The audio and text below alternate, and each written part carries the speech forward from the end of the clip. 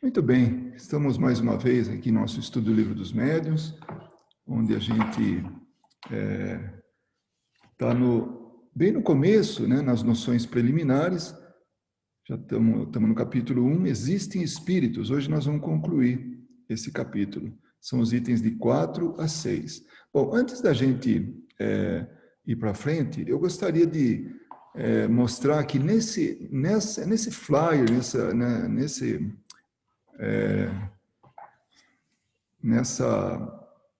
nessa folha de rosto aí, que a gente envia toda semana, lembrando do que nós vamos estudar e tudo, né?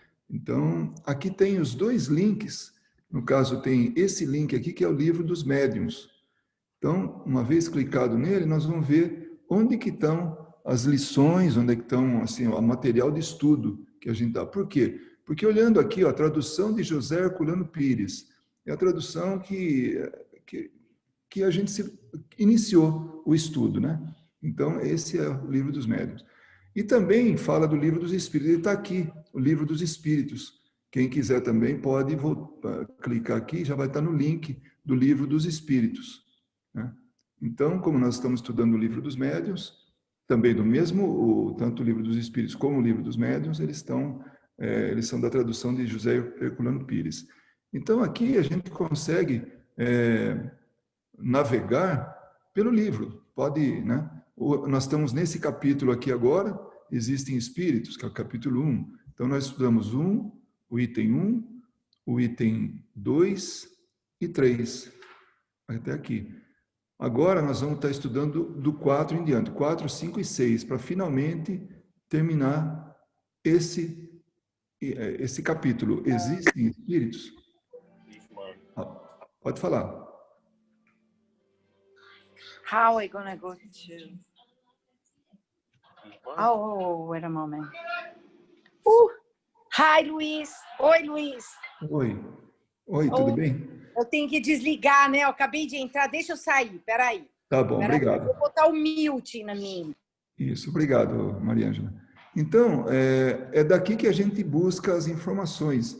Então, meu convite está aí para que, quando receberem o que for estudado na próxima semana, podem já ler isso aí, antecipar, para melhor proveito. E aquilo que a Verinha falou, que ela comentou, que a Inês comentou, de rever, porque já que estão todos gravados, né, os capítulos, as sessões de estudos, então a gente pode rever e confirmar, enfim, vamos revendo, né? Isso. Então agora nós vamos retornar para o nosso... Bom, todo mundo viu, né, o que estava aberto lá? Eu consegui abrir ou só estava na página de rosto? Alguém pode me dizer? Só estava na página de rosto. Poxa, mas o link é quando você manda o convite. A gente isso, o link então não tinha sido aberto, né? Não, está só na página inicial. Então, pela importância, nós vamos... Então, clicando no link, ele vai aparecer isso aqui, ó, Livro dos Médiuns, tá? Então, o livro está aqui, como falei, traduzido, né, por José Herculano Pires, e aqui o Livro dos Espíritos. Também é possível nesse mesmo site, né? E é um site interessante, porque essa senhora que fez o site, né, ela tem uma série de vídeos, pequenos vídeos de poucos minutos, sobre os assuntos referentes aos temas, né? Aqui, por exemplo, o que os espíritos dizem, essa sessão dela de falar um tema ou outro. Aqui, prece para antes de dormir, consolador prometido, mensagem dos espíritos, prece para os que amamos, e assim vai. Tem uma série de assim, vídeos curtos, interessantes. Tá? Então, era essa a preocupação nossa de falar a respeito de que quanto mais a gente tiver com na memória, né?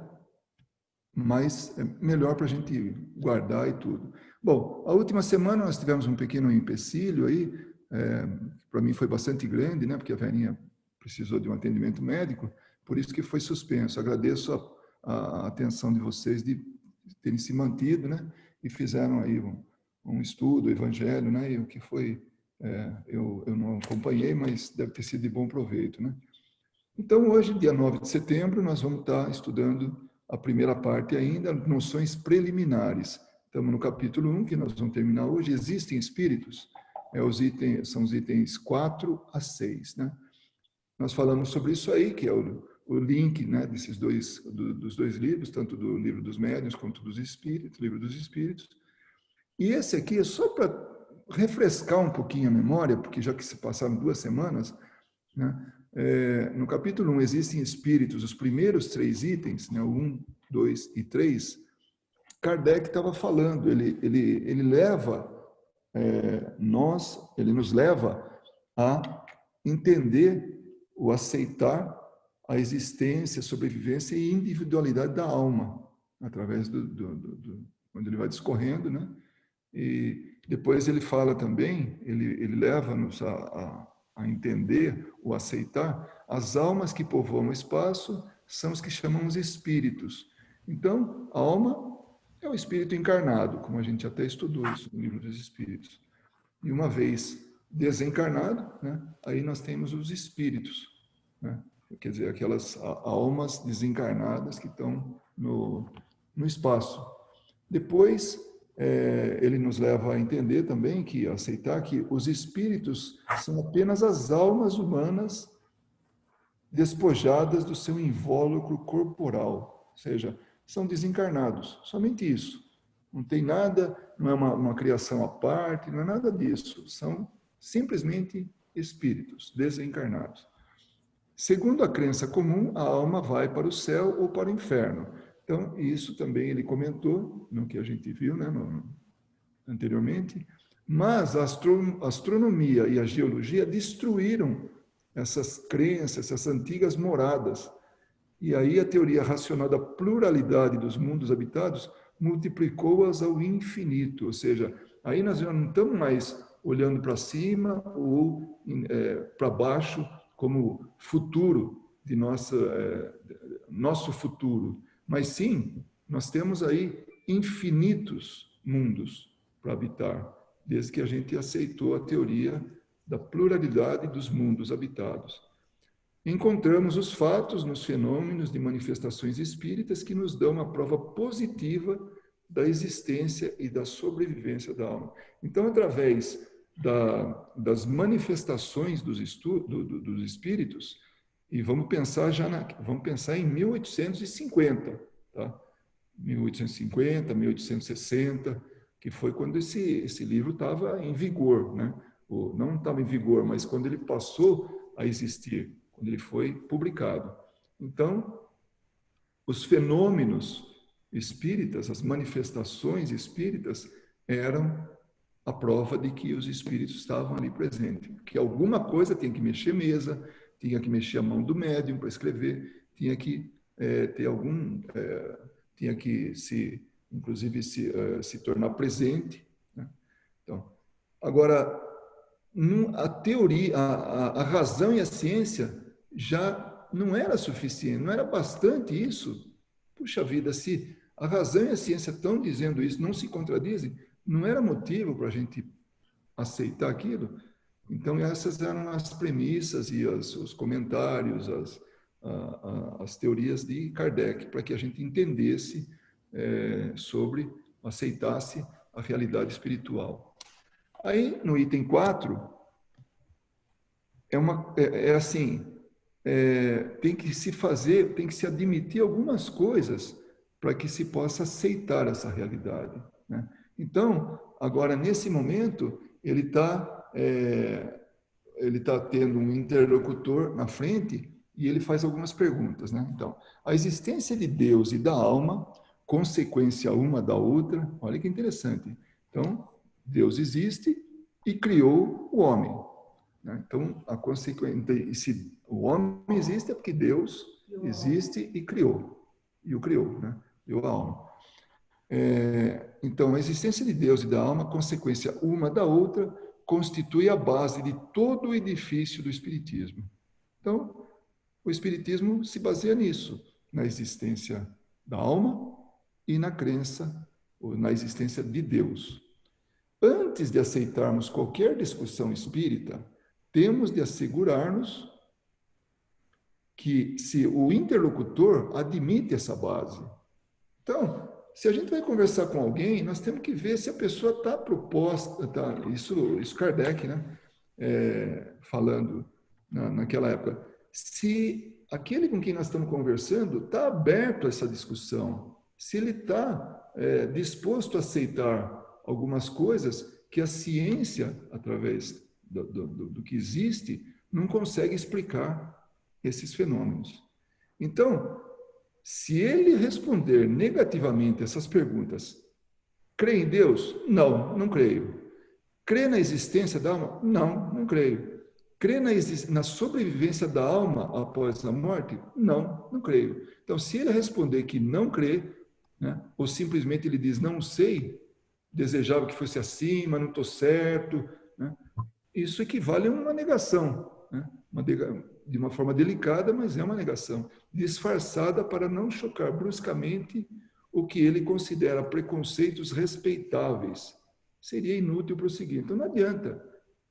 Então, agora, essa conversa não adianta ter com uma pessoa que não está aberta a isso, que não acredita e simplesmente não acredita e pronto. Seria como querer demonstrar as propriedades da luz a um cego que não admitisse a existência da luz. Eu me lembro de uma vez, aliás, aconteceu mais de uma vez, diálogo com um espírito, né? Ou mais de uma vez acontecendo isso. Eu querendo mostrar para ele da existência, da realidade espiritual. E ele não acreditava nisso. Olha só, aquele indivíduo estava desencarnado e não aceitava a realidade espiritual. Então, eu usei de uma analogia. Falei, imagina um grupo de pessoas que mora no fundo de uma caverna, desde que nasceu lá, vive lá, de alguma maneira estão sobrevivendo lá no fundo. Por algum motivo, um deles sai e vai até a porta da caverna e ultrapassa e vai no externo, no exterior. Aí, nesse momento, ele se deslumbra com aquele mundo, ele vê um monte de coisa, vê coisa que não tem no fundo da caverna. Aí ele volta e conta para os demais, fala, olha, vocês não acreditam, mas lá, do lado de fora da caverna, tem um mundo. Tem árvores, tem animais, tem lagos, tem tudo. Tem nuvens, né? Tem um céu azul. Ninguém vai acreditar nele. Simplesmente porque não conhece, não quer conhecer e está irredutível. Então, essa é a comparação que ele fala do cego. E essa é a comparação que já tive a oportunidade de fazer com aqueles que não acreditavam que havia um mundo lá fora, né?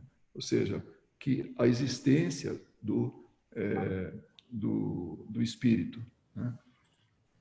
Seria como, já foi isso aí, né? As manifestações espíritas são os efeitos das propriedades da alma. Então, a alma tem faculdades, tem propriedades que permitem que nós tenhamos acesso a esse conhecimento, que nós possamos aceitar a existência dela.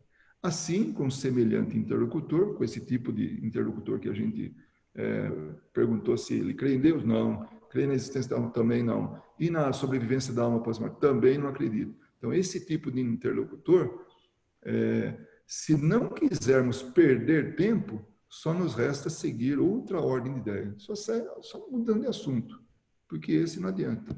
Então, não percamos tempo com as pessoas que simplesmente não aceitam por não aceitar, porque não tem nenhum tipo de interesse ou de visão de querer acrescentar conhecimento.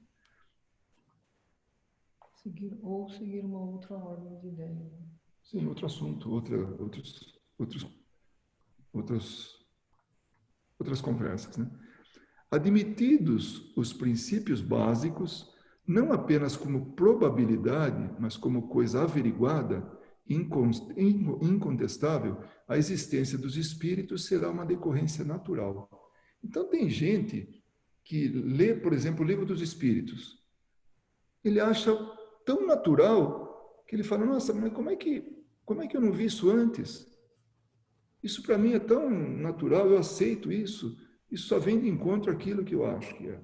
Então, se a gente tem isso conosco, não como probabilidade, mas como incontestável, né? Então, aceitar os espíritos é uma decorrência natural, é muito natural. O item 5. Resta saber se o espírito pode comunicar-se com o homem, permutar pensamentos com os encarnados. Então, agora ele vai nessa área, né? Vai nessa praia agora. Ele vai falar como é, uma vez que aceita os espíritos, como é que é possível a gente intercambiar com eles, permutar pensamentos com os encarnados. Pode haver um choque aí, mas isso é possível? Por que não? Que é o homem, senão um espírito revestido de corpo material? Então, nossa, o que é o homem, senão isso? É o espírito que movimenta essa carcaça, essa vestimenta, o nosso corpo físico. Qual o motivo por que um espírito livre não poderia comunicar-se com um espírito cativo, como o homem livre se comunica com o prisioneiro? Então, aqui ele faz um paralelo faz uma comparação entre o encarnado, que está aprisionado, né, num corpo, e o espírito liberto, que está sem o corpo físico.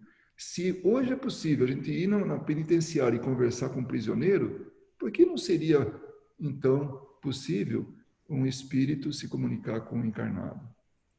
Admitida a sobrevivência da alma, seria racional negar-se a sobrevivência das suas afeições? Poxa, se a gente acredita que a alma segue, que ela é imortal, continua viva, poxa, será que ele negaria as pessoas queridas dele? As pessoas que ele deixou aqui? Desde que as almas estão por toda parte, não é natural pensar que a de alguém que nos amou durante a vida venha procurar-nos, desejando comunicar-se conosco e se utilize os meios que estão ao seu dispor? Então, por que não faria isso, já que ele tem meios de fazer isso? Eu vou contar um acontecimento aqui no nosso grupo, né? Nos nossos 2 grupos aqui de Las Vegas. Nós tivemos uma palestra, alguns de vocês assistiram, acredito que a maioria, do Júlio Carvalho. O Júlio Carvalho é um médium, psicógrafo, e ele escreve cartas consoladoras, aqueles de entes queridos, que nem Chico Xavier fazia, né? Cartas para as mães, cartas para os familiares. Ele faz isso hoje. E ele nos deu uma palestra.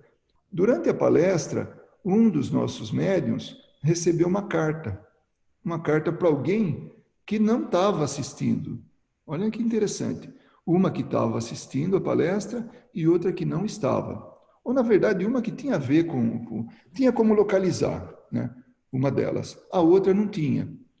E aí, a carta veio com uma série de detalhes. Só que a gente não tinha como localizar. Passado algum tempo, foi feito algumas tentativas infrutíferas. Finalmente, através da pessoa que recebeu a carta, disse conhecer a pessoa, né, o destinatário dessa segunda carta. E era exatamente para essa pessoa, né? E é interessante que a família, parte dela acredita, parte não acredita, porque como são de uma outra religião, né, de uma religião que não acredita nisso, então achou que aquilo não era nada, não era certo aquilo, inclusive. Mas o espírito comunicante deu detalhes, mas assim, todos que bateram, né? E isso vem simplesmente ilustrar o que nós estamos falando. Desde que as almas estão por toda parte, não é natural pensar que alguém que nos amou durante a vida venha procurar-nos, desejando comunicar-se conosco e se utilize os meios que estão ao seu dispor. A pessoa não estava nem assistindo. Essa palestra, através de uma outra que estava assistindo, se chegou nela. Ele utilizou o que tinha ao dispor dele para se comunicar, porque ele queria falar para uma pessoa querida dele. uma pessoa, era um amor dele. Então, isso ilustra o que nós estamos vendo aqui. O livro dos espíritos, o livro dos médiuns, ele é toda um tratado de conhecimento das comunicações dos espíritos, junto a nós aqui, para esse mundo corporal. Então, tudo que vai acontecendo, ele encontra eco, ou ele está explicado, o que a gente vê na vida real, em termos espíritas falando, em termos de manifestações espíritas, a gente vai buscar aqui. Por isso é importante, a gente acha importante, ilustrar uma passagem ou outra, um fato ou outro, para que a gente possa entender o que é cada tópico, cada assunto que nós estamos tratando aqui, tá bom? Quando viva na Terra, essa alma, né? Quando vivia aqui na Terra, não agia sobre a matéria do seu corpo. Então, olha o que nós estamos fazendo. Nós estamos aqui todos agindo sobre a matéria, agindo sobre o nosso corpo, sobre a matéria do nosso corpo. Não era ela, a alma, que dirigia os movimentos corporais? Quem quiser pode levantar a mão, pode fazer mexer, e vai perceber que, como eu faço o tempo todo aqui, que sou eu, espírito, que movimento o corpo. Não é o corpo que está movimentando o espírito. Então, nós dirigimos nossos movimentos. Por que, pois, não poderia ela, após a morte, servir-se de outro corpo, de acordo com o espírito nele encarnado? Então, está em acordo, não tem conflito, está ali, né, de comum acordo, para manifestar o seu pensamento, assim como um mudo se serve de uma pessoa que fala, para fazer-se compreender. Então, quantos de nós já não viu em palestras aquela linguagem Libras, né? Então fica uma pessoa lá falando. Então, uma pessoa que fala, uma pessoa que ouve e tal, está se servindo, está sendo utilizada para que um mudo, para que um surdo mudo, possa entender o que está sendo falado. Então, é isso que ele quer dizer, esse exemplo que ele quer dizer.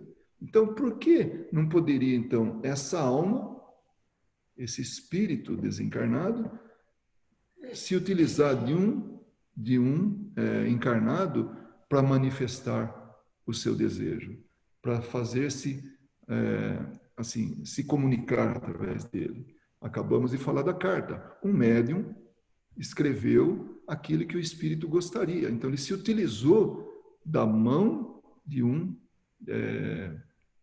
médium para poder se manifestar.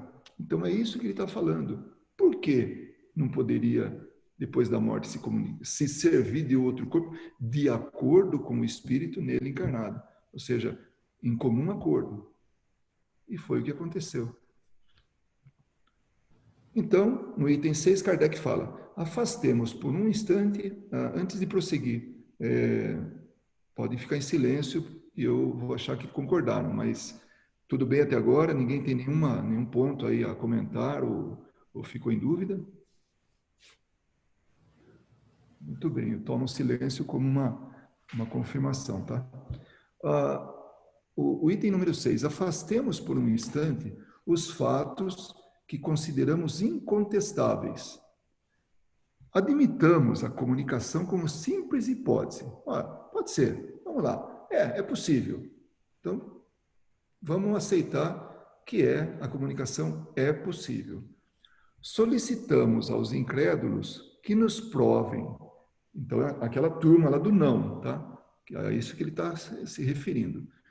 Solicitamos aos incrédulos que nos provem, através de razões decisivas, que ela é impossível. Agora é inverso. Agora você tem que me provar que eu estou errado, que eu não consigo, que eu não posso aceitar que o espírito existe, que essa alma não está em todo lugar, que não sobrevive após a morte, seja tendo não céu e inferno, mas que não me prove. Essa é a proposta de Kardec nesse momento. Não basta a simples negação, pois o seu arbítrio pessoal não é lei. Eu lembro daquele Castelo Rá-Tim-Bum, né, que tinha os personagens mirins lá, e tinha um menininho, né, o Zequinha, que ficava falando, mas por quê? Por que isso? Por quê? Mas por quê? De repente, os dois se enchiam com as perguntas lá e falavam, por que sim, Zequinha? Então, aquilo era definitivo, é porque sim. Então, esse arbítrio pessoal, sem estar baseado em nenhum aspecto científico, não é lei. Não dá para...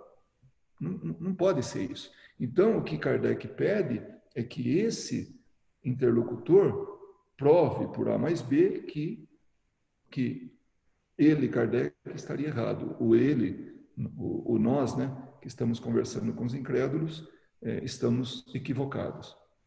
Colocamos-nos no seu próprio terreno, aceitando a apreciação dos fatos espíritas através das leis materiais. Então, vamos pensar de forma científica, das leis materiais. Que eles, assim, possam tirar do seu arsenal científico alguma prova matemática, física, química, mecânica, fisiológica, demonstrando por A mais B, sempre a partir do princípio da existência e da sobrevivência da alma, que... Então, são esses o Kardec quer que ele prove isso aí, né? Primeiro, o ser pensante durante a vida terrena não deve mais pensar depois da morte. Ou seja, nós estamos pensando aqui, como encarnados. Depois que desencarnamos, não pensamos. Simplesmente não pensamos. Não é mais uma faculdade nossa. Então, prove-me cientificamente que hoje eu penso e amanhã desencarnado eu não penso mais. Segundo, se ele pensa, se esse ser, esse indivíduo pensa, né, não deve mais pensar nos que amou. Então, digamos, não, tudo bem, ele pensa, mas ele não pensa mais em que ele amou, em que ele deixou aqui, ele esquece. É uma ficção pensar em quem ele gostou, que ele amou aqui na Terra. Em terceiro ponto, se pensa nos amou, não deve querer comunicar-se com ele. Então, nossa, eu penso nas pessoas, eu gosto, tal, mas não quero me comunicar com eles. Então, tem lógica isso? Quarto ponto, se pode estar em toda parte, não pode estar aqui ao nosso lado. Ele não quer, não é possível, não quer ficar do lado de ninguém. Se está ao nosso lado, agora sim, ele está ao nosso lado, ele não quer se comunicar conosco. Então, tudo bem, fica perto, mas não conversa, não se comunica, não manda carta, não faz nada. Por meio do seu corpo fluídico, o espírito, né, não pode agir sobre a matéria inerte. Então, prove para mim que ele não pode agir sobre a matéria inerte. Mas, se pode agir sobre a matéria inerte, não pode agir sobre um ser vivo. Vocês percebem como ele está evoluindo até chegar na comunicação? Se pode agir sobre um ser vivo, não pode dirigir-lhe a mão para fazê-lo escrever. Mas, se pode escrever, podendo fazê-lo escrever, não pode responder-lhe as perguntas nem transmitir-lhe o pensamento. Então, me prove dentro da ciência, você que é incrédulo ou incrédula, me prove através da ciência isso tudo aí. Que o espírito tem ele pode ter algumas possibilidades, mas ele simplesmente não quer, não deseja, porque no fim das contas é isso. Então, quando os adversários do espiritismo nos demonstram que isso tudo não é possível, e ele até exemplifica com Galileu, através de razões tão evidentes como as de Galileu, para provar que o Sol não girava em torno da Terra. Então, Galileu comprovou isso, mostrou, se utilizou de um telescópio para poder estudar e depois demonstrar que não era o Sol que girava em torno da Terra, mas sim era a Terra que girava em torno do Sol. Então, podemos dizer que as suas dúvidas são fundadas. Ixi, agora eu não sei se pode localizar, Beninho, isso aí. Já voltamos nisso aí. Como assim? Logo aqui no item 6, bem aqui. Quando os adversários do Espiritismo nos tiverem demonstrado que isso não é possível, por razões tão patentes como aquelas pelas quais Galileu demonstrou que não é o Sol que gira ao redor da Terra, então poderemos dizer que suas dúvidas são fundadas. Infelizmente, até esse dia, toda a sua argumentação se resume nessas palavras. Então, eu vou ler de novo, porque eu mesmo aqui eu quero ver o sentido aqui do que a gente está lendo. Correto. Quando os adversários do Espiritismo nos demonstram que isso tudo não é possível, né, através de razões tão evidentes como as de Galileu para provar que o Sol não girava em torno da Terra, ou seja, Galileu provou cientificamente isso. Então, da mesma forma, esses incrédulos provam cientificamente que tudo isso não é possível, que a gente leu de 1 a 9 aí, né? Então poderemos dizer que as suas dúvidas são fundadas, ou seja, eles têm razão. Mas até hoje, infelizmente, toda a sua argumentação se resume nessas palavras: não creio porque é impossível. Então, o argumento não existe, existe somente esse achismo de eu não creio porque é impossível, somente isso. Eles retrucarão, sem dúvida, que cabe a nós provar a realidade das manifestações. Então, nós é que seríamos os responsáveis para demonstrar para eles. Já lhes demos as provas pelos fatos e pelo raciocínio. Fatos, o que é? São as manifestações dos espíritos. E pelo raciocínio, que são todas essas argumentações que Kardec trata. Se recusam umas e outras e se negam até mesmo o que vem. Cabe a eles provar que os fatos são impossíveis e que o nosso raciocínio é falso. Então, por isso, a gente vai, principalmente nessa frase, eles retrucarão, sem dúvida, que cabe a nós provar a realidade das manifestações. Não serão os espíritas que vão fazer isso. Será a ciência. Isso vocês podem ter certeza. Todos nós podemos ter certeza. Porque nós não precisamos de mais provas. E se a gente encontra com alguém tão irredutível, então não tem por que a gente levar adiante essa conversa. Nós não temos que provar nada. Aqueles que aceitam, nós podemos dar sequência nesse tipo de argumentação, nessa conversa, né? Mas quando se trata de alguém irredutível, o incrédulo, e simplesmente não creio porque é impossível, então é melhor mudar de assunto. Então, Só um minutinho. Eu acho muito interessante quando ele fala aqui, ó, já lhes demos as provas pelos fatos e pelo raciocínio.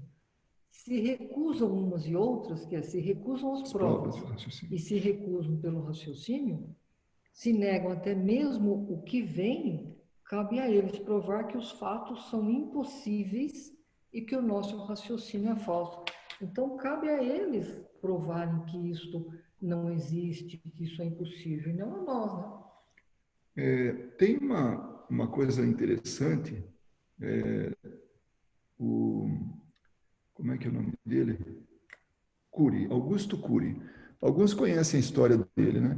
Ele se dizia ateu, assim, de carteirinha, de pai e mãe, né?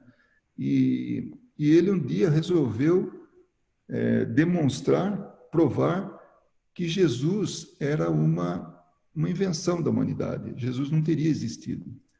E ele foi fundo na pesquisa dele.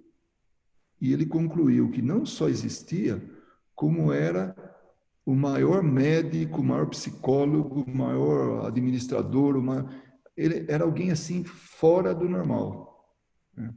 Então, somente quando a pessoa vai fundo naquilo que está dizendo, né, ou negando, é que ele vai poder realmente poder discutir, poder até mesmo abrir a mente dele, como o Augusto Cury fez, através do estudo. Então, a ciência vai ser aquela que vai demonstrar tudo isso. Nós tivemos, há tempos atrás, um dos palestrantes, que é Ulisses D'Angelo, que ele justamente comentou conosco, né, nos deu assim, detalhes de como é que foi, aqui nos Estados Unidos, uma avaliação científica, analítica, com uso de equipamentos, de manifestações espíritas, ou espirituais, manifestações de espíritos. Então, é a ciência que vai demonstrar, não serão os espíritos, né? Aqui eu coloquei só um pouquinho sobre Galileu, só para a gente saber que ele citou ali Galileu, e ele teve uma vida meio, assim, no final, né, quando ele tinha todas as teorias e todas as comprovações e tudo, né, ele passou apertado. E né, se ele não abjurasse, ele ia ficar preso por muito tempo, né? Então, ele nasceu no ano de 1564 e desencarnou em 1642. Né? Estamos falando aí de 400, quase 400 anos atrás. Né?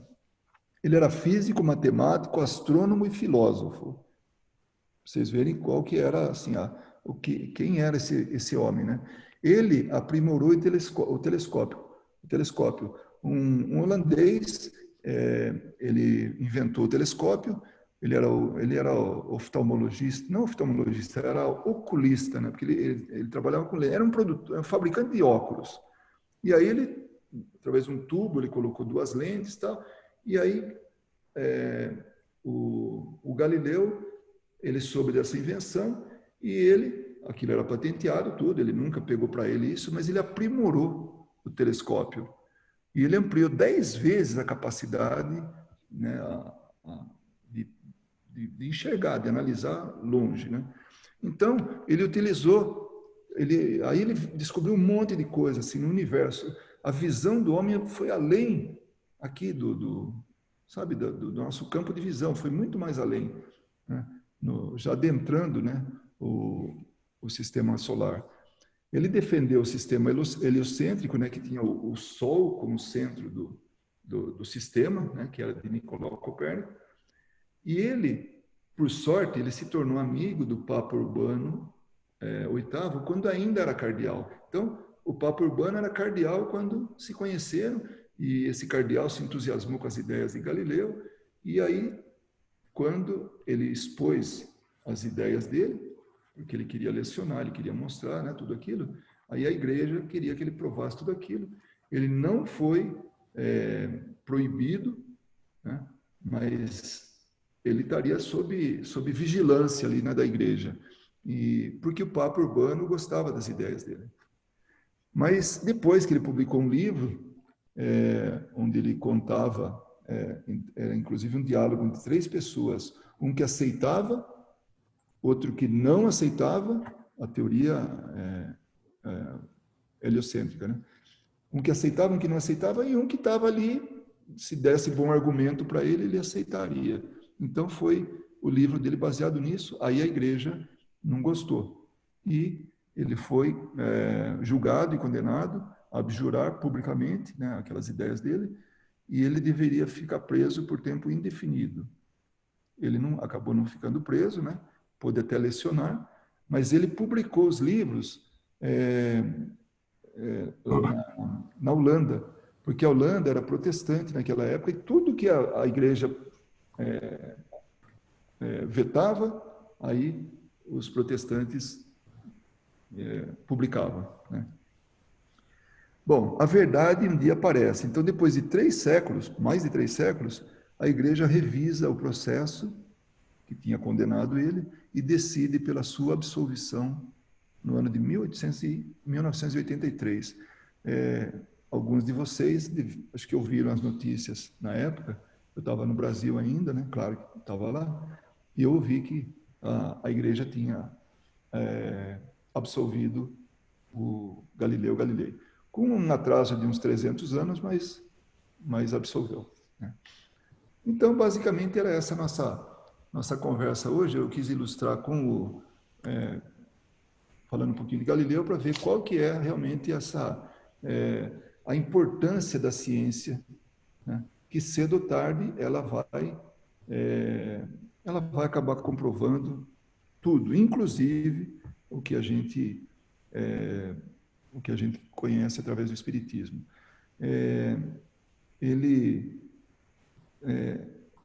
Na época, ele não foi aceito. Podemos fazer um paralelo hoje. Nós não somos aceitos, quer dizer, as ideias, os ideais espíritas não são aceitos totalmente, mas vão um dia serem aceitos, com certeza. Pode falar, Suelen. Deixa eu ligar meu fone. Tá? Tem um telefone e um computador ligados juntos.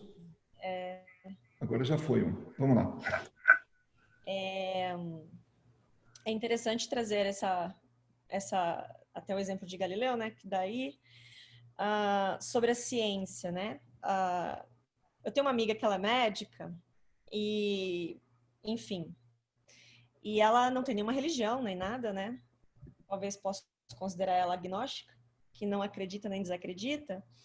E é muito interessante que eu tenho muitos papos bem interessantes com ela sobre a questão da existência dos espíritos e o que a ciência... Eu converso bastante com ela porque, né, mais perto dessas informações científicas, ela está muito mais perto do que eu, porque é a área dela, enfim. E aí eu lembro que uma das últimas conversas que eu tive com ela, que foi exatamente isso, sobre a existência dos espíritos, e aí ela falou assim, a gente falando sobre provas, né? E aí entramos nessa questão que nós, não só espíritas, né, mas os que acreditam na existência do espírito não tem que provar nada, né? Pelo contrário, né? Quem não acredita em termos de outras pessoas é que tem que provar se não existe ou não. E aí ela falou uma coisa muito interessante. Ela falou assim, a ciência, em geral, né, as pessoas que trabalham seriamente na ciência, elas não estão trabalhando para não provar algo só porque não acreditam naquilo. Pelo contrário, se aquilo tem um ponto lógico para elas, uma linha de raciocínio lógica, elas querem pesquisar se aquilo é válido, né? Então ela quis dizer que eles não querem gastar o tempo para não provar algo, porque eu quero gastar meu tempo para ver se aquilo é válido, se aquilo tem fundamento. E aí ela falou, e tudo aquilo que eu vejo, que você conversa sobre espiritismo, e aí ela se interessou e foi pesquisar umas coisas, ela falou assim, tudo me faz crer em uma linha de raciocínio, uma linha lógica, né? Uma linha que existem caminhos a serem seguidos para um trabalho científico em cima. E aí, interessante que ela pesquisou outras coisas, e depois foi me mandando, muito interessante. E ela falou assim, olha, já tem muitas pesquisas na área seríssimas sobre isso. E ela falou assim, uma das mais desenvolvidas é na Europa, né? Junto com uma associação aqui no Brasil, enfim. E ela falou assim, o problema, Suelen, não é alguma parte da ciência acreditar. O problema é que tem que ser um todo para aprovar, né? E ali ser colocado no patamar da ciência que aquilo é cientificamente provado. E aí ela falou assim, aí às vezes até entre o mundo dos cientistas, eles brigam entre si. Entre, tudo bem, isso está sendo um estudo sobre isso, isso é interessante, mas é válido publicar que isso é cientificamente provado? No que vai... no que pode inquirir esses tipos de pesquisas, ou no que vai adiantar. Então, alguma das partes diz que já tem trabalhos fantásticos a serem ali divulgados, e outras eles meio que bloqueiam. Por quê? Aí ela falou assim, o problema é que quando entra a palavra religião no meio, eles já cortam. E aí eu lembrei de um dos nossos palestrantes que veio aqui e falou, olha, às vezes nós mudamos, né, os artigos científicos com outras palavras para serem aceitos, porque tudo que eles acham que tem âmbito religioso, aí entra política no meio, entra interesses, e eles não querem. E eu falei, olha, aí ela quando ela falou isso comigo, eu assisti essa palestra, eu falei, é exatamente isso que ela falou, entendeu? Então ainda tem um debate aí, e que muitas vezes não é mais nem na área da ciência, né? É na área dos problemas humanos mesmo.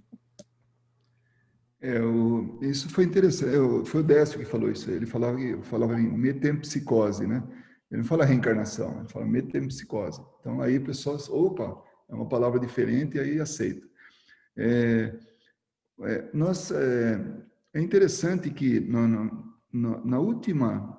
nossa última reunião de estudo, no segundo parágrafo desse capítulo 1, o Kardec fala assim: tomamos, pois, nosso ponto de partida na existência, sobrevivência e individualidade da alma, da qual o espiritualismo é a demonstração teórica e dogmática, e o espiritismo a demonstração patente. Então, é interessante porque nós não conhecemos muito sobre o espiritualismo. Eu tive a oportunidade de assistir uma palestra da Elsa Rossi. Ela está na Grã-Bretanha, né, no Reino Unido, e ela é uma das responsáveis lá por divulgação da doutrina e tal. E ela estudou muito o espiritualismo, né, que começou antes do espiritismo.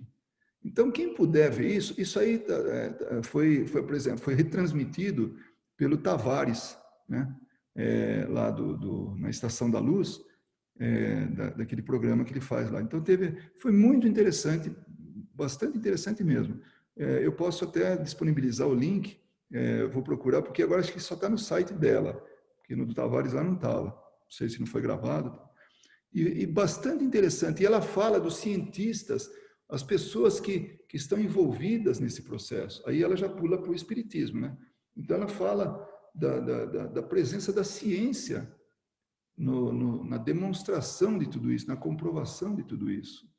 Mas você tem toda a razão quando faz esse comentário que quando colocou religião no meio, pronto, já complica tudo. Eu lembro que no Brasil havia um movimento pessoal, uns espíritos lá da cidade de Santos, né, no litoral paulista, eles queriam tirar a religião, né, o aspecto moral e tudo da doutrina espírita. Queria ficar só com ciência e filosofia. Então foi um movimento que, graças a Deus, não deu certo, porque não adianta, nós temos que ter a moral do Cristo. O problema é que nós que eu digo assim, todo mundo, né, colocou o nome Deus, colocou o nome Jesus, vira religião. E não é. A nossa preocupação, não digo nossa de espírita, a nossa preocupação deveria ser moral e não religiosa, porque a religião é uma instituição, isso é coisa da humanidade, isso já vem de muito tempo. E tem, claro, aqueles que têm o direito de não querer acreditar em nada, né? Lá na Europa, o catolicismo ele não é bem visto, né? Ele não é bem aceito, porque está ligado à Inquisição, né? Então, isso tudo são fatos que, aí, quando se coloca de forma religiosa um conhecimento desse, não é aceito mesmo, né? A Carol levantou a mão, e depois a Inês. Vamos com a Carol primeiro? Falando nesse aspecto aí, uma coisa que me chamou muita atenção, quando a gente começou o movimento espírita aqui em Las Vegas, e a gente estava, né, mais conectado com outros grupos, e eu me lembro que até o Patrick que falou, não sei se você estava lá comigo, Suelen. Acho que foi quando você não foi num encontro lá em Charlotte. Acho que você não foi. E a gente entrou um pouco nessa conversa, nessa discussão, né? Por que é tão... por que quando, principalmente os americanos ou as pessoas chegam na casa espírita aqui e se deparam, né, com Jesus, e aí já entra nesse aspecto de achar que é religião e aí não continua. E aí ele estava meio bravo lá, dialogando, e ele falou assim, porque aqui, por exemplo, se você for perceber, até os próprios centros espíritas daqui dos Estados Unidos, quando promovem os simpósios, quando fazem os encontros da federação em si, eles não colocam, é diferente do Brasil, pode ser o mesmo simpósio, o mesmo evento, com os mesmos palestrantes, mas aqui eles não colocam a imagem de Jesus no cartaz, por exemplo. E sempre puxa para os temas e falam mais da questão espiritualista. E aí ele estava muito bravo, porque ia ter um evento lá perto, né? E eu fiquei observando aquela conversa e falei assim, nossa, eu não tinha parado para pensar. E depois eu fui observar e falei, realmente é. E aí o pessoal lá conversando e chegou justamente a essa conclusão, que aqui nos Estados Unidos a ideia do espiritualismo ela já é bem difundida, né? Bem aceita. A gente tem a experiência do Jim, né, Su, que vai lá no centro, ele compartilha das igrejas que ele ia, né, que faziam os rituais, as práticas espiritualistas. Então, para ele chegar e ouvir num centro onde a gente lida com a doutrina dos espíritos, os ensinamentos dos espíritos, e colocar Jesus, isso é uma coisa totalmente nova para eles. Eles ficam assim, eles não entendem. Então, eu acho que uma das formas da gente trabalhar, talvez como responsabilidade nossa, é mostrar que Jesus, a gente segue o Cristo pela moral. Porque ser espírita, ser um bom espírita, é a moral do Cristo, que ele é o modelo. Né? Então, eu acho que essa questão da comunicação no inglês, aí a partir do momento que a gente conversa com eles, eles entendem, eles acham fantástico. E eles não observam, eles não sentem que a gente está impondo uma religião neles, não, porque já tem o conhecimento do espiritualismo e fala, não, realmente, a moral, o ensinamento de Jesus tem tudo a ver com o ensinamento dos espíritos, daquilo que a gente entende de reforma íntima e tudo mais. Então, aqui nos Estados Unidos, isso é bem forte também. Eu achei interessante quando você comentou, Góes, falando dessa moça lá da Europa, eu quero ver essa palestra. Pela divisão que fazia, né, lá, das atividades, o que era... É que o que você se refere, Inês, deixa eu só abrir um parênteses aí, aproveitando que ela está, esse comentário da Carol, para ela soou estranho, para Elza Rossi, soou estranho quando ela deu, assim, ela teve conhecimento de duas correntes espiritualistas. Uma espiritualista cristã e a outra espiritualista. E ela foi atrás disso, mas por que isso, né? Mas para ela pareceu muito lógico, porque a espiritualista cristã é essa que tem a moral do Cristo, tudo, e está voltada para esse público, vamos chamar assim. Já a que não é cristã, ela abre as portas, ela permite, ou seja, a busca por aquele espiritualismo, esse tipo, é por conta de judeus, de muçulmanos, de aqueles que não aceitam Jesus. Olha que interessante. Então, realmente é isso que a Carol sabia disso, porque a gente tinha comentado a respeito. Então, essas duas vertentes dão margem a outro tipo de público, porque o muçulmano não iria na cristã, o judeu não iria na cristã, percebe? Então, já a não cristã era procurada por eles. E por isso que foi interessante que Kardec ele cita o espiritualismo, né? Porque também tem a parte dogmática, porque tem essa parte religiosa agora falando, né? Então, quando se trata disso. Mas posso passar para a Inês agora, né, Carol? Oi, Inês. Então, a sincronia de pensamento hoje está muito forte, porque voltando ao comentário que você fez sobre a Europa, a imagem que eles têm, e também tudo a ver com o que a Carol falou de Jesus, tem muito a ver com a Inquisição, com as mudanças que foram feitas na Bíblia, né? Em criando aquele céu, aquele inferno. Então, assim, ficou uma imagem muito distorcida de Deus, um Deus punitivo, ou um Deus bajulador, que dá de tudo para esses filhos aqui que obedecem a ele, e pune os que não obedecem. Então, a pessoa que tem o pensamento livre, para eles absorver essa informação, é tipo assim, sem cabimento. E para um cientista, então, totalmente sem lógica. Aí, eu tenho um livro aqui do Augusto Cury, tem no Amazon, tem uma seleção de livros dele. E bem aqui no comecinho da capa, ele diz: Jesus era muito mais que um pregador da fé, era um incendiário da inteligência.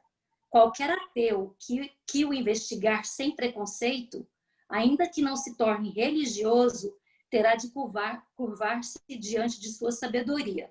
Então, é isso, assim, tem muita gente que não conhece Jesus pelo homem que ele foi, sim pela aquela imagem de, né, que a Inquisição, que o Constantino, depois daquela mudança toda, criou de Jesus.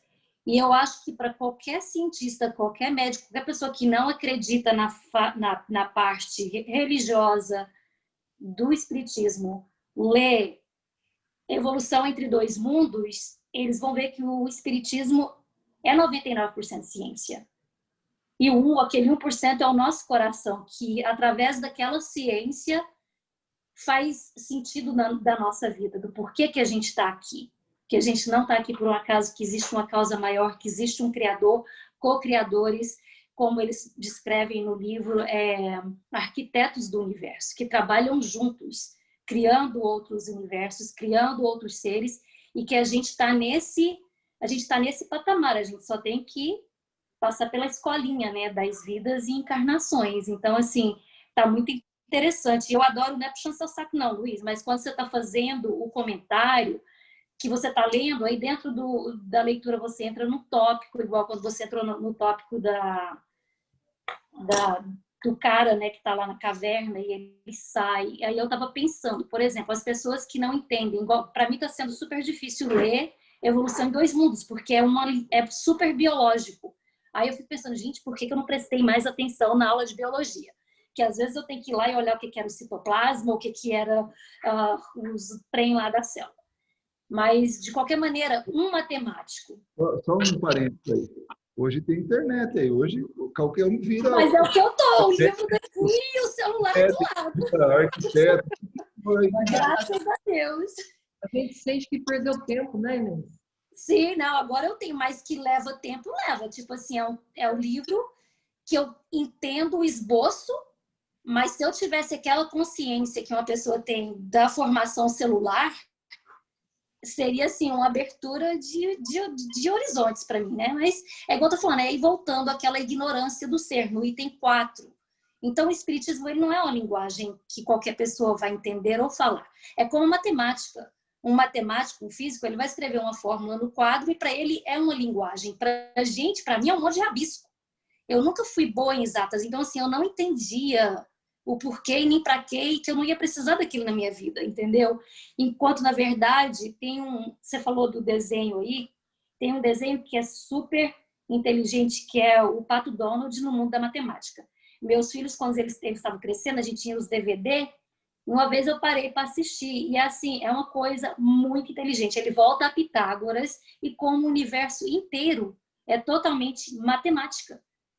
Tudo que existe no universo é matemática. Ou era o Pateta? Não, É o Pato Donald. Donald Duck na Mathematic Land. É muito bom, é muito bom. E uma coisa...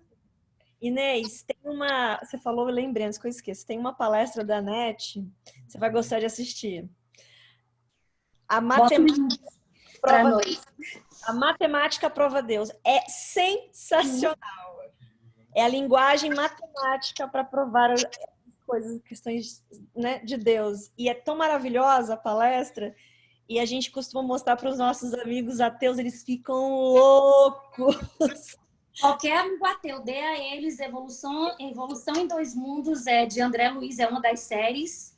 Eles não vão, é igual o Augusto Cury falou, talvez não vão aceitar como uma religião, mas que vão tirar o chapéu para a ciência, que é o espiritismo, que vai muito além da quântica, das teorias, entendeu? É uma prova, né? É uma coisa assim, é uma coisa que existe, não é uma teoria. É uma coisa que, para gente que já sentiu a presença de um espírito, já teve a graça de sentir não só do espírito superior, mas dos inferiores. Aí vem aquele superior que te ensina, fala, não, esse inferior já foi você ontem, ou pode ser você amanhã. Nós somos todos iguais, a gente está tudo assim, numa mescla. Então, é um ajudando o outro, um dando a mão ao outro. Então, assim, é uma coisa muito maravilhosa. Tira muito do egoísmo, que é a ciência, né? Que a ciência é muito mais focada no egocentrismo. Quem sabe mais, que cientista que vai derrubar essa teoria. Então, assim, o espiritismo é uma ciência Por isso que vem a religião. Não é egocentrística e nem egoística. O meu Inês, português está cada vez pior. você pode ler, depois de Incendiário de Inteligências, assim, Incendiário de Mentes, aquilo do Cury, do Augusto Cury, no livro, na contracapa. Lê de novo? Tá bom. Só Então, esse aqui é o livro dele, O Segredo do Pai Nosso. Ele fala sobre a solidão de Deus, ele fala como Deus deseja ser amado, aí ele desvenda a oração. Aí, bem no comecinho, bem no começo. tá assim, Jesus era muito mais do que um pregador da fé. Era um incendiário da inteligência. Qualquer ateu que o investigar sem preconceito, ainda que não se torne religioso, terá de curvar-se diante de sua sabedoria. É esse o ponto, que é isso que Kardec coloca ali.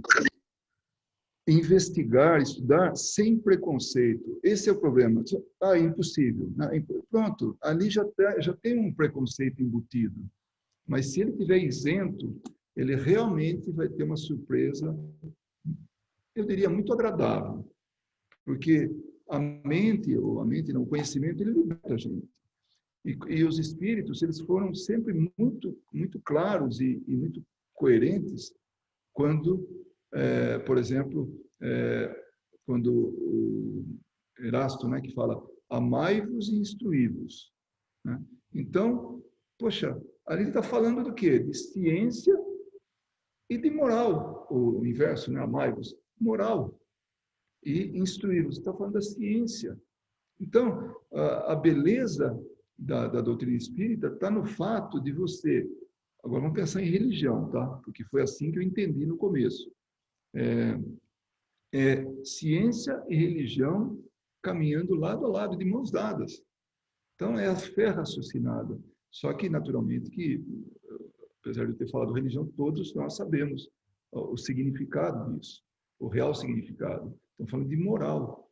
Estamos falando realmente de um crescimento de saber o que é certo e errado, aproveitar bem o uso do livre-arbítrio e crescer. Eu gostaria também de acrescentar uma coisa. E quando a gente estuda a doutrina espírita, nós vamos ver lá que Kardec fala o seguinte: a doutrina espírita, ela é uma ciência de consequências morais. Agora, qual é a moral mais elevada que se conhece, né? Aí que ele colocou Jesus, né? E como modelo e guia. Agora, como Jesus nos leva a Deus, né? Então, aí a gente, entre aspas, vai chamar de religião.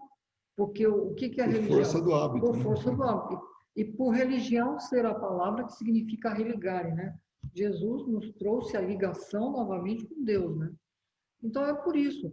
Mas eu acho tão normal falar que é uma filosofia, uma ciência e uma religião. E sem uma, né, se eu tirar uma dessas pernas aí, dessas três pernas, cai tudo, né? Porque a doutrina espírita ela é de consequência moral. E por isso, inclusive, que os médiuns, sem o conhecimento do evangelho, ele não deve praticar a mediunidade, porque senão a gente vai voltar lá atrás, naquelas pitonisas, sabe, antes de Kardec, que trouxe a moralidade para a moral para a mediunidade, né? Então, como que eram tratados aqueles médiuns, né, das épocas remotas? E aí a gente vê também as atitudes desses médiuns, né? Entre aspas aí. Então, sem essa moral, a gente se perde. Só para ilustrar, aqueles que leram o livro há 2000 anos, e depois os livros sequentes, tinha lá aqueles feiticeiros, e nada mais eram que médiums, né? E utilizavam a mediunidade a benefício próprio, né? Colocando ganância, tudo isso no contexto. Então, não tem como fugir de ser uma religião, né? Mas na essência do que significa religião, né? Como moral mesmo. Isso é fantástico, né? E se a gente começar, como a Carol falou, né? Se a gente mostrar um outro Cristo, né? Um outro Jesus para essas pessoas, principalmente aqui, né? Eles vão acabar aceitando, que nem os nossos amigos ali aceitaram, né? Isso que a Carol falou é que eu lembro, né, quando a Carol veio falar isso, né? E a gente também nunca tinha parado para pensar, porque tivemos uma cultura, né, do Brasil, né, que várias religiões falam do Cristo. E aqui é um país muito mais aberto, né, nessas questões. É muito mais fácil falar de espíritos aqui, para falar bem a verdade, do que vou falar no Brasil. Então, aqui eles são muito mais abertos com essas questões espiritualistas, né? E isso é verdade o que ela tinha falado. E aí a gente até chegou, não sei se você lembra, Carol, comentar que, na verdade, acho que foi até o Jim comentou, não lembro. Existem vários caminhos que pode-se chegar ao mesmo objetivo, né? O objetivo vai ser sempre o mesmo, né? Todos acabarem conhecendo o Jesus Cristo como o homem e o espírito que ele é, independente de religiões, né? Tirar esse negócio da religião, isso talvez vai demorar um tempo até as pessoas tirarem isso, nessa cultura religiosa que elas atrelam ao Cristo, porque isso é uma coisa que criaram depois, e conhecer a moral do Cristo, né? Então, eu acho que o caminho, né, até estava comentando, né, Carol, o caminho é esse, o caminho é puxar pela ciência, pelo, né, as questões que eles já conhecem, e aí, como o Jim, ele se, né, olha, vocês falam de Cristo aqui, o Rob, na verdade, já sabia, né, Carol, porque o Rob já conhecia o livro dos Espíritos. O Mark também, que é um rapaz que participa dos nossos estudos do livro dos Espíritos em inglês, né, ele também, né, ele comentou que ele achou interessantíssimo que quando ele foi começar a estudar a questão do livro dos Espíritos, que é o que chamou a atenção a ele, que aí ele foi, olha, vocês também falam de Cristo, então é um caminho para chegar no Cristo, né? É um caminho para eles entenderem que o espiritismo, né, como filosofia, ciência, religião, ela trabalha a moral, né, a parte da moral do Cristo. Então é bem interessante como essa questão do preconceito, né? Porque isso já foi enraizado culturalmente na cabeça de, não só aqui, mas também em outros lugares também no mundo, atrelar o Cristo a questões religiosas, que na verdade não é, né? É uma questão, conhecer o Cristo como a moral, com as atitudes, os ensinamentos. E aí voltamos a Kardec, que quando Kardec começou a pesquisar as questões dos espíritos das mesas girantes, não havia a palavra Cristo até então aí. Eles foi descobrir depois, né, que os espíritos trouxeram para ele nessa pergunta, né, qual é a moral a ser seguida, o modelo, Jesus Cristo. Mas quando ele foi pesquisar sobre mesas girantes, sobre questões dos espíritos, a comunicabilidade entre os espíritos, não tinha Jesus até então, né? Então ele veio buscar aquilo numa questão científica, e aí que foi atrelado, e ele foi entendendo a questão muito maior, que não era só uma questão de provar se os espíritos podiam ou não se comunicar ou se existia, mas que era uma questão muito maior. Então, assim, a gente entende que, vindo de uma cultura, né, brasileira, onde que a gente, pelo menos a maioria de nós, cresce, não se a gente nem for de uma religião, mas um vizinho um parente de uma religião que vai falar do Cristo, e entender que existem outros caminhos, né, para se chegar e a conhecer o Cristo, e eu acho que o objetivo vai ser esse no final. Pode falar, Berinha. Muito legal o que você falou. Uma das coisas que eu acho muito interessante é que nós conhecemos bem melhor Jesus através da doutrina dos Espíritos, né? E levando para a nossa vida, nós estamos estudando a faculdade mediúnica, né? E sem o Cristo na faculdade mediúnica, a gente vai se perder, né? Agora, nós devemos ir um pouquinho mais longe. Em todas as nossas faculdades, nós devemos agir como Cristo. Todas, porque nós temos várias faculdades, né? E sem essa moral do Cristo a nos guiar, nós vamos realmente, eu não diria se perder, eu diria assim, ser menos felizes. Nós vamos atrasar, nós não vamos ser felizes, né? Então, buscar os ensinamentos de Jesus, seja lá o nome que dermos, sabe, gente? Religião, moral, espiritualismo. Né? É importante que a gente aceite o Cristo para que a gente possa aceitar uma forma diferente e forma melhor de viver, né? Inclusive, é no Evangelho que nós vamos encontrar como nós devemos, a mudança que nós devemos fazer em nós. É através do Evangelho, né? E eu fiquei pensando aqui agora, por que a gente saiu da mediunidade e foi no Cristo, foi para o Cristo, né? Porque não há realmente um caminho melhor para o médium do que agir de acordo com os ensinamentos do Cristo. Isso eu posso dizer assim é uma certeza absoluta dentro de mim, né? Porque eu já já ouvi muitos médiuns se perderem porque não tem essa moral, esse norte, né? Essa moral do Cristo para seguir. Né? Bom, essa aqui é a nossa última transparência da noite, antes da gente fazer o encerramento. É o que vocês vão receber hoje à noite e no máximo amanhã. O que nós vamos estar entrando agora? No capítulo 2, o maravilhoso e o sobrenatural, que nós vamos estudar os itens 7º ao 10º. Tá? O zoom, né, a identificação do zoom é a mesma, sempre até necessidade de troca. Os horários estão aí e os links. Então, se alguém tiver, pode, claro, se tiver o livro dos médiuns, pode verificar, mas se não tiver, tem essa cópia eletrônica, né? E até dá para explorar um pouco o site para poder ver o que mais que tem de interessante lá. Então, dia 16, nós vamos estar na primeira parte ainda, nas noções primárias, mas já no capítulo 2. O maravilhoso dia e o 16 sobrenatural. Já? Estou passando. Uma das coisas que eu acho muito importante para nós que estamos aí iniciando o estudo é ter essa certeza de que o caminho a seguir dentro do trabalho mediúnico, né, dentro da mediunidade, é o Cristo. Eu acho isso importante. E foi muito bom chegarmos a essa conclusão logo no começo do livro, porque até o final nós vamos perceber isso. E nós vamos ter a certeza absoluta que esse é o melhor caminho quando a gente iniciar o trabalho junto aos jovens médiuns que aí estão chegando. Bom, chegamos então ao final da nossa reunião, nossa sessão de estudo hoje, e eu pergunto se alguém gostaria de fazer a prece de encerramento. E quem for fazer, se lembrar dos suicidas.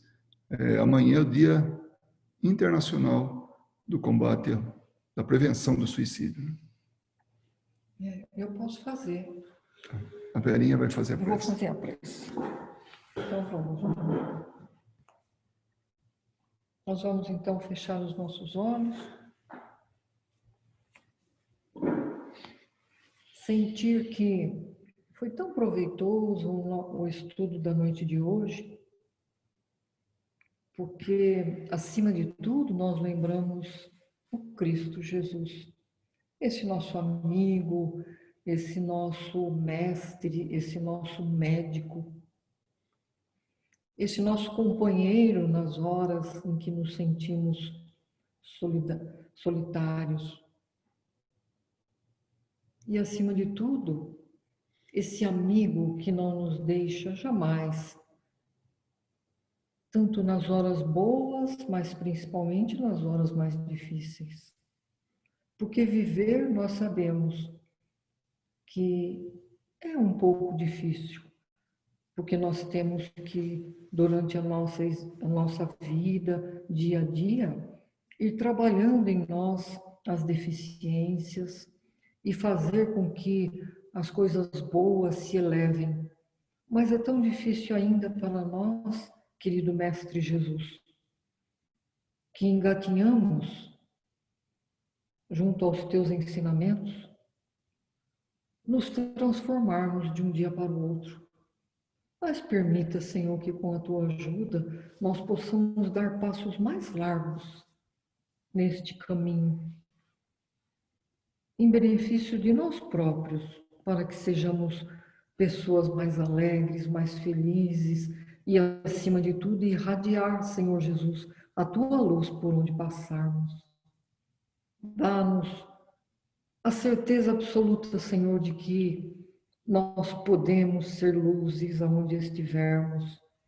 Ajuda-nos a brilhar, principalmente no meio daqueles que necessitam de luz, daqueles que necessitam, Senhor, de uma mão amiga, daqueles que necessitam, Senhor, materialmente te sentir e que nós possamos ser esses instrumentos para cada um daqueles que estiverem do nosso lado necessitando de ti. Abençoa-nos, Senhor, na nossa vontade de sermos melhores, na nossa vontade, Senhor, de aprender corretamente as lições que nos deixastes. E aprender também as lições dos Espíritos, porque foi com a tua permissão e a do Pai Maior que eles vieram até nós. E quanto nós temos que agradecer, Mestre, por esta oportunidade que estamos tendo.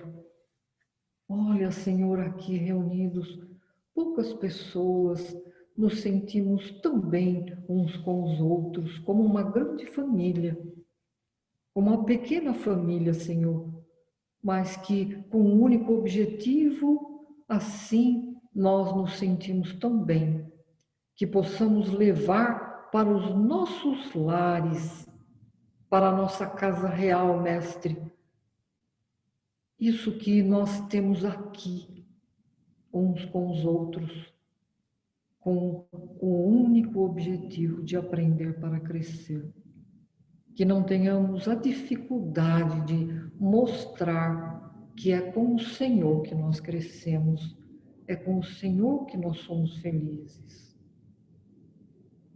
Hoje, Mestre querido, lembrando daqueles que sofrem muito mais do que nós, dores atrozes, fome, frio em alguns lugares, em outros lugares, Senhor, o vendaval que destrói casas, guerras entre si ou entre povos. Oh, Mestre querido, pedimos-te por todos eles, aqueles que ainda não aceitaram e não entenderam essa epidemia que foi nos trazida para o nosso crescimento. Abençoe a todos, Senhor Jesus, que sofrem. Além do mais, Senhor, aqueles que não aceitam a própria vida, que não aceitam as dificuldades, que não sabem como encontrar as soluções para as suas dificuldades e assim, querido Mestre, agem de uma forma tão radical, tentando anular a própria vida. Ó Senhor Jesus, te pedimos por eles. Abençoa-os, envolva-os no teu bendito amor, e onde estiver uma mão erguida para fazer o mal, que essa mão possa ser abaixada com compaixão, Senhor, pela tua misericórdia bendita. Não poderíamos deixar de te pedir em benefício daqueles a quem tanto amamos, onde estiverem, dos nossos próprios lares, e que tenhamos sempre, Mestre querido, as tuas lições fixadas em nossas mentes, em nossos corações, para podermos caminhar com a certeza de que estaremos acertando. Agradecemos a presença desses benfeitores amigos que nos auxiliaram tanto na noite de hoje, trazendo-nos o que necessitávamos para o equilíbrio do nosso corpo físico, da nossa mente, e que possamos durante a noite, Senhor, nos reunir novamente em Teu nome para estudarmos. E se o Senhor permitir também que possamos ser instrumentos do bem para trabalharmos, ajudando o próximo. Obrigada, Senhor, por tudo que nos dá. Que assim seja. Sim, sim. Graças a Deus. Boa noite. Um beijo a todos vocês. Boa noite, Ana Paula. Boa noite, Guido. Boa noite. Boa noite a todos. Obrigada.